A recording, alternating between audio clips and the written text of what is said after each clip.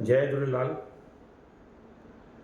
हिकु तमामु ख़ुशी जी ॻाल्हि आहे तमामु भावनगर वासियुनि लाइ त केतिरनि ई शहरनि में वरदान 3 सिंधी फिल्म ब्लॉकबस्टर हिट थियण खां पोइ 1 जून आर्तवार ॾींहुं 4 शो 1, 4, 7 ऐं राति जा 10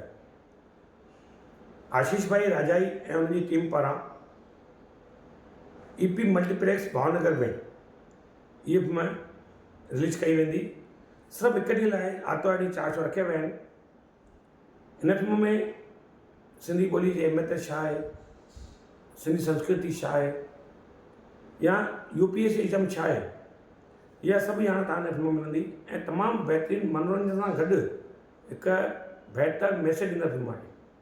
त तव्हां सभिनी भावनगर वासियुनि खे निमाणी वेनिती आहे त सिर्फ़ु 4 शो आहिनि त तव्हां इहो मौक़ो मिस न कजो ऐं अॼु ई पंहिंजी टिकट बुक करायो ऐं वधि में तइदाद में अची करे सिनेमा ते सिंधियत जी जोत जॻायो ऐं सिंधी फिल्म जो ऐं सिंधी ॿोली वाधाइण लाइ पंहिंजो योगदान ॾियो। जय झूलेलाल।